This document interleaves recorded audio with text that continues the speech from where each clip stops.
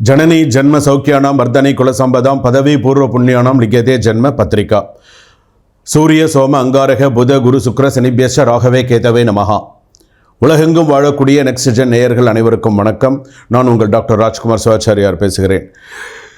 நாம் தற்போது பார்க்கக்கூடியது ஆணி மாத ராசி பலன்கள் 15/6/2025 முதல் 16/7/2025 வரை எப்படி இருக்கும். ஆணி மாதம் 1ஆம் தேதி முதல் ஆணி மாதம் 32ஆம் தேதி வரை, இந்த மாதத்தில் 32 தேதி வரையில் இருக்குது. ரொம்ப விசேஷமான ஒரு நாள். இந்த ஆணி மாதம் அப்படின்னு சொல்லும்போது, இந்த ஆணி மாதத்தில் நம்ம என்னென்னலாம் செய்யலாம், எது இதெல்லாம் செய்யக்கூடாது அப்படின்னு சொல்லி சில கணக்குகள் இருக்குது. அப்படி அந்த கணக்குகள் அப்படின்னு வரும்பொழுது, இந்த ஆணி மாதத்தில் வந்து நம்ம இந்த வீடு கொடுத்தனம் போகிறது, சில முக்கியமான ஒரு டாக்குமெண்டேஷன் சைன் பண்ணுறது, இதெல்லாம் ரொம்ப கவனமாக இருக்கணும்.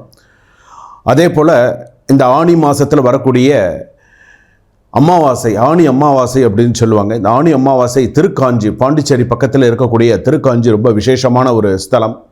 இப்போ நீங்கள் ஒரு வீடு கட்டியிருக்கீங்க, அது எனக்கு ஒரு பாதியில் நிற்கிறது, எனக்கு கல்யாணம் கிட்ட வந்து தடங்கள் ஆகிடுது, ஆணாக இருந்தாலும் சரி பெண்ணாக இருந்தாலும் சரி, எனக்கு கிட்ட வந்து தடங்கள் ஆகிடுது, என்னால் மேற்கொண்டு அவங்களால ப்ராசஸ் பண்ண முடியல, அது ஒரு தடங்களாக நான் ஃபீல் பண்ணுறேன் அப்படின்னு நினைக்கிறவங்க.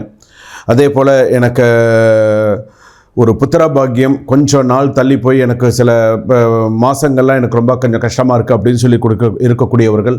அதே போல் இந்த பித்ருஸ்தானம் அப்படின்னு என்று சொல்லக்கூடிய இந்த திருக்காஞ்சி அப்படின்னு இருக்கிற ஊரில் மோட்ச தீபம் ஏற்றி வழிபாடு செய்வது அப்படிங்கிறது மிகவும் சிறப்பானது. மாலை நேரத்தில், காலையில் நீங்கள் திதி கொடுக்கறது செய்கிறது எதுவும் நீங்கள் பண்ணுறதா இருந்தாலும் நீங்கள் அதே கோவில்லையும் நீங்கள் பண்ணலாம், அல்லது அந்த கோவிலில் மோட்ச தீபம் ஏற்றுறது அப்படிங்கிறது ரொம்ப விசேஷமானது. நதிக்கரை ஓரமாக இருக்கக்கூடிய ஒரு ஸ்தலம். அந்த ஸ்தலத்தில் சாயங்காலத்தில் மோட்ச தீபம் போடுங்க.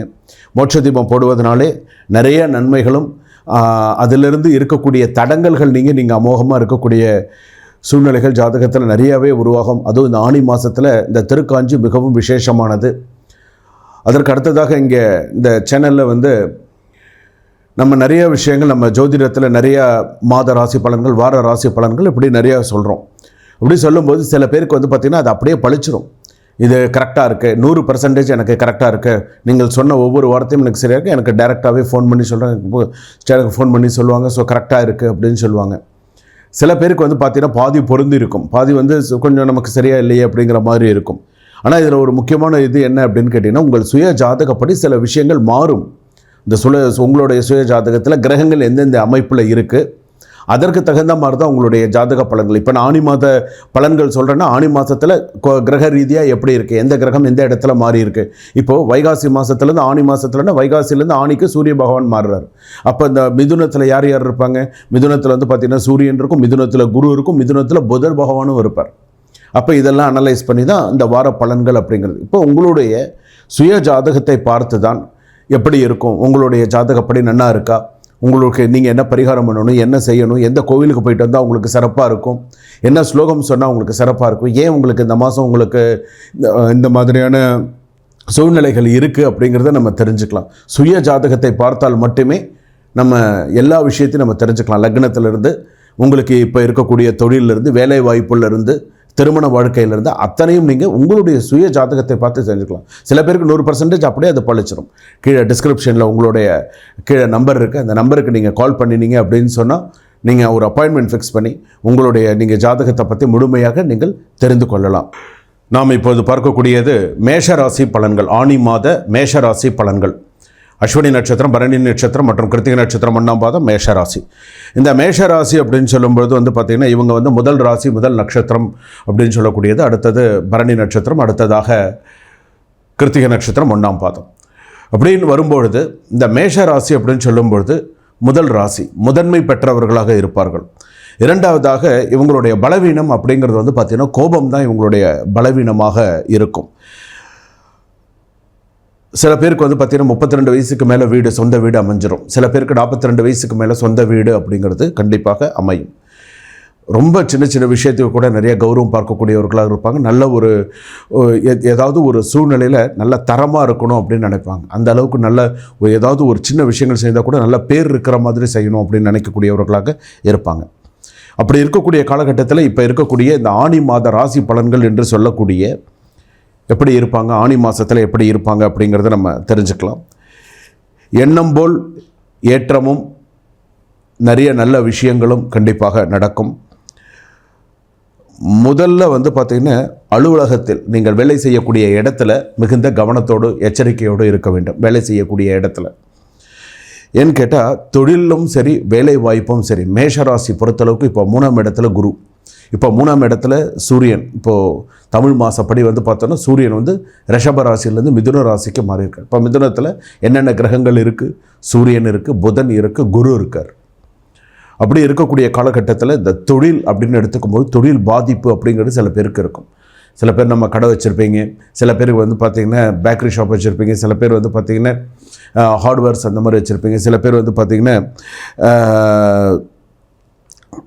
அதாவது நாட்டு மருந்து கடையெல்லாம் சொல்லுவாங்க, அந்த மாதிரி சில கடையெல்லாம் வச்சு ஹோட்டல்ஸ் நடத்துகிறவங்க, டீ கடை நடத்துகிறவங்க, அந்த மாதிரி இருக்கக்கூடியவர்களாக இருப்பாங்க. இவங்களுக்கெல்லாம் வந்து பார்த்திங்கன்னா இந்த ஆனி மாதம் அப்படின்னும்பொழுது இந்த தொழில் சம்மந்தப்பட்டது அப்படின்னு சொல்லும்பொழுது பிற்பகுதியில் கொஞ்சம் நிறைய நல்ல விஷயங்கள்லாம் ஜாதகத்தில் கண்டிப்பாக நடக்கும். வேலை விஷயத்தில் ரொம்ப கவனத்தோடு இருக்க வேண்டும். எந்த அலுவலகத்தில் நீங்கள் தனியார் அலுவலகத்தில் இருந்தாலும் சரி, அல்லது நீங்கள் ஒரு அரசாங்க உத்தியோகத்தில் இருந்தாலும் சரி, மத்தியம பகுதியில் ரொம்ப கவனமாக இருக்க வேண்டும் அப்படின்னு சொல்கிறது. கடன் விஷயங்கள் அப்படிங்கிறது மேஷராசி பொறுத்த அளவுக்கு இந்த ஆனி மாதத்தில் கடன் தலை தூக்கும். நிறைய கடன் அதிகமாக வரும். ஒரு விஷயத்தை நம்ம சமாளிக்கணும்னு நினச்சா ஒரு விஷயம் நமக்கு அதிகமாகவே வரும். ஸோ இந்த கடன் அப்படிங்கிறது சான் ஏறினா முளைச்சிருக்கும். 10 ரூபா சம்பாரித்தா 20 ரூபா நமக்கு செலவு வரும். சில நேரத்தில் கடன் வாங்கி கடன் அடைக்கக்கூடிய சூழ்நிலையும் வரும். ஸோ கவனமாக தான் இருக்கணும். அடுத்ததாக வந்து பார்த்திங்க அப்படின்னு சொன்னால் கணவன் மனைவி அப்படின்னு சொல்லும்போது நல்ல ஒற்றுமையாக சில விஷயங்கள் பேசி முடிவு எடுப்பாங்க. நிறைய நல்ல விஷயங்கள்லாம் நடக்கக்கூடிய வாய்ப்புகள் உண்டு. பெண்கள் அப்படின்னு எடுத்துட்டோன்னா பெண்கள் ரொம்ப கவனமாக இருக்க வேண்டும். வேலை விஷயத்துலலாம் பெண்கள் ரொம்ப எச்சரிக்கையாக நடந்து கொள்ள வேண்டும் அப்படின்னு சொல்லியிருக்கு. வேலை இடத்துல மிகுந்த எச்சரிக்கையோடு இருக்கணும் பெண்கள்லாம். அதுலேயும் வந்து பெண்கள் வந்து பார்த்திங்கன்னா எந்த ஒரு விஷயத்துலையும் அவசரப்படக்கூடாது அப்படின்னு சொல்கிறது. அதாவது தந்தை வழி உறவுகள் இடத்துலலாம் ரொம்ப கவனமாக இருக்கணும். ஏதாவது இழுபறியாக இருந்து வந்திருக்கக்கூடிய பூர்வீக சொத்துக்கள் பெண்களுக்கு ஈஸியாக இந்த ஆனி மாதத்தில் சில பேச்சுவார்த்தையெல்லாம் நடந்து நல்லபடியாக கூடி வரத்துக்கான வாய்ப்புகள் உண்டு. திருமணம் தொடர்பான செயல்பாடுகளில் அலைச்சலுக்கு பின்பே நல்ல ஒரு செய்திகள் வரும் அப்படின்னு சொல்லுவாங்க. நெருக்கடியான சூழ்நிலைகள் மறையும். இதெல்லாம் பெண்களுக்கு உண்டானது. அதே போல் விவாகரத்து, கோர்ட்டு கேஸு சம்மந்தப்பட்ட விஷயங்கள் அப்படின்னு சொல்லும்போது இந்த விவாகரத்து கேஸெல்லாம் நான் அப்ளை பண்ணியிருக்கேன். ஆணாக இருந்தாலும் சரி பெண்ணாக இருந்தாலும் சரி நான் அப்ளை பண்ணியிருக்கேன், எனக்கு இன்னும் சில விஷயங்கள் எனக்கு கூடி வரல அப்படின்னு சொன்னால் இந்த ஆனி மாதம்லாம் கொஞ்சம் தடங்களை ஏற்படுத்தும். சில தடங்களை ஏற்படுத்தும். சொத்து தொடர்பான சில கேஸ்லாம் சில இதெல்லாம் வந்து பார்த்திங்கன்னா நிலுவையில் இருக்கக்கூடிய சூழ்நிலைகள் இருக்கும். கலைத்துறையில் இருக்கக்கூடிய நடிகர்கள், நடிகைகள், துணை நடிகர்கள், நடிகைகள், அதே போல் வந்து பார்த்திங்கன்னா இவங்களுக்கு வந்து அதாவது ஒரு சில இந்த கலைத்துறை அப்படின்னு வரும்பொழுது அவங்க நிறைய கஷ்டங்களை அதிகமாக அவங்களுக்கு எதிர்பார்த்த சம்பளம் வராமல், எதிர்பார்த்த சில விஷயங்கள் நடக்காமல் இன்றைக்கும் இந்த கலைத்துறையில் இருக்கக்கூடியவர்கள், இந்த மேஷராசியில் இருக்கக்கூடியவர்கள் நிறைய சிரமப்படுறாங்க. அவங்க எஃபர்ட் நிறையா போடுறாங்க. இருந்தாலும் இந்த கலைத்துறையில் இருக்கக்கூடியவர்களுக்கு இந்த சிரமங்கள் இருக்குது. இதெல்லாம் கொஞ்ச நாள் தான். ஸோ கவலைப்படாதீங்க, உங்களுக்கு நிறைய நல்ல விஷயங்கள் இருக்கும். திருமணம் சம்மந்தப்பட்டது அப்படின்னு சொல்லும்போது சில பேருக்கு கிட்ட வந்து தடங்கள் ஆகும். கல்யாண குரு பலன் இல்லை, யாருக்காவது ஒருத்தருக்கு கல்யாண குரு பலன் இருந்தால் பண்ணலாம். இருந்தாலுமே அந்த கல்யாணம்ங்கிறது கிட்ட வந்து தடங்கள் ஆடுது. கிட்ட வந்து சில விஷயங்கள் முடியணும் அப்படின்னு வருது, தடங்கள் ஆகிடுறது. ஷேர் மார்க்கெட்டு, புரோக்கரேஜ் இதிலெல்லாம் உங்களுக்கு அனுபவம் இருந்தால் செய்யுங்க. இல்லைன்னா கொஞ்சம் அந்த ஆனி மாதத்தில் கொஞ்சம் நிதானித்து செய்கிறது. ஆனி கூனி போகும்னு சொல்லுவாங்க. ஸோ சில விஷயங்களில் நிறைய தடங்கல்கள் வரும். சில விஷயங்களில் ரொம்ப பொறுமை நிதானத்தை நீங்கள் காக்க வேண்டிய ஒரு சூழ்நிலை உண்டு. மாணவ மாணவிகளுக்கெல்லாம் எப்படி இருக்குன்னு கேட்டால் இப்போ புதுசாக நிறைய காலேஜ் போகிறவங்களாம் இருப்பீங்க. அதே போல் 10th +1 +2 படிக்கக்கூடியவங்க இருப்பீங்க. கவுன்சிலிங்லாம் இருக்கக்கூடியதெல்லாம் இருக்கும். இந்த மாணவிகளுக்கு நான் சொல்லக்கூடிய ஒரு விஷயம் வந்து என்னென்ன, ஒவ்வொரு ராசிக்கும் இந்த படிப்பு வந்து பார்த்திங்க அப்படின்னு சொன்னால் உண்மையிலேயே இருக்குது. இப்போது மேஷ ராசி அப்படின்னு எடுத்துன்னு வச்சுக்கோங்களேன், மேக்சிமம் வந்து பார்த்திங்கன்னா இந்த மேஷ ராசி அப்படிங்கிறது மருத்துவம் சம்மந்தப்பட்ட தொழில் இவங்களுக்கு அமோகமாக இருக்கும். மருத்துவம் சம்மந்தப்பட்ட, அதுக்கப்புறம் தான் அடுத்தடுத்த தொழில்கள் எல்லாமே. சில பேர் இன்ஜினியராக இருப்பாங்க, சில பேர் வந்து பார்த்தா ஆர்கிடெக்சராக இருப்பாங்க, சில பேர் வந்து பார்த்திங்கன்னா கலைத்துறையில் நல்ல பெரிய ஆளாக இருப்பாங்க. ஸோ இந்த மேஷராசி அப்படின்னு சொல்லும்போது நான் எந்த துறையை எடுத்து படிக்கலாம், இப்போ உங்களுக்கு ஒரு கவுன்சிலிங் நடக்குது, அவங்க அதை சொல்கிறாங்க, இவங்க இதை சொல்கிறாங்கலாம் நீங்கள் படிக்கக்கூடாது.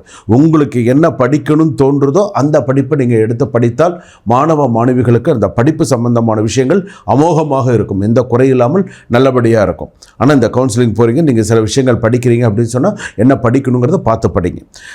சப்ஜெக்ட் எடுக்கும்போது கொஞ்சம் யோசித்து நிதானித்து, உங்களுக்கு தெரியலைன்னா கூட உங்களுடைய சுய ஜாதகத்தை அனுப்பி ஒரு சிறிய கட்டணத்துடன் நீங்கள் தொடர்பு கொண்டு நீங்கள் உங்கள் ஜாதகத்தை பற்றி என்ன படிக்கலாம், கெரியரில் எந்த சூழ்நிலையில் நம்ம மேலுக்கு வரலாம் அப்படிங்கிறத நீங்கள் தெரிஞ்சுக்கலாம். சில பேர் கம்ப்யூட்டர் சயின்ஸில் பெரிய ஆள் வருவாங்க, ஐடி டிபார்ட்மெண்ட்டில் பெரிய ஆளாக இருக்கிறவங்களாம் இருக்காங்க.